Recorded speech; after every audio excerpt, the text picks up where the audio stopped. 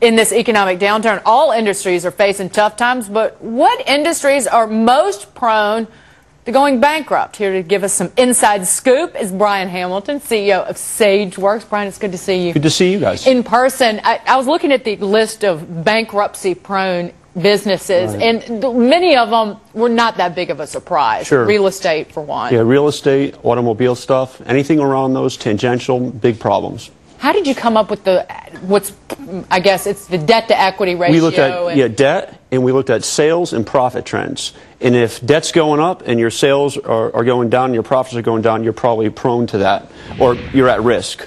Well, one of your industries on your list is something that has a lot to do with what we just got done speaking about in the previous healthcare, nursing care facilities. Right. I would imagine that is because they're, their costs are sky high for treatment, a lot of treatment on, very elderly and aged and ill patients. Right, exactly. That industry, though, has basically flatlined. It's not super sick.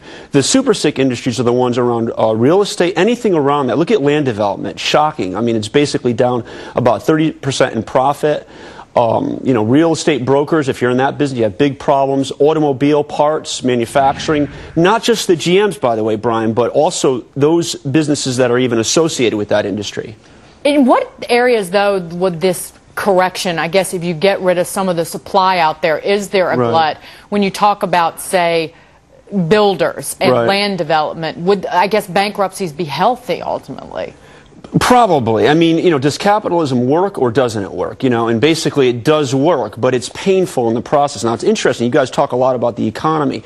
There is a bit of a misnomer in that people covering it tend to think that all industries are sick. What we have seen at Sageworks is that really it's been driven by two massive industries, real estate and the automobile industry, and all those small businesses that are around those businesses.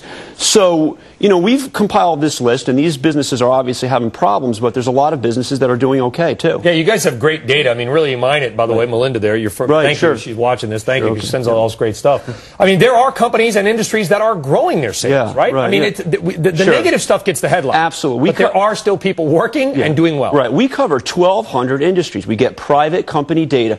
Remember, private company data comprises a massive part of GDP. Most people don't realize that, like 71% by our estimates.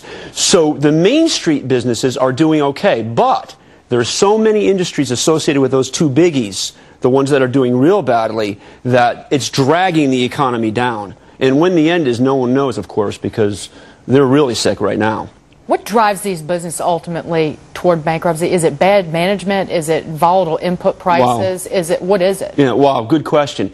Our view on it is if they are marginally run and they're surviving in the good times, but their margins aren't super hot, but they're not serving customers, the net margin is not real high. One blip in the economy and those guys are out, and that you can see it. It is really clear. GM's problems didn't start last year. They've been around for a while. About the time I was born, I think. Brian, thank you very much. Brian Hamilton, CEO of Sageworks. Always terrific stuff. Thank you so much. Nice to have you here.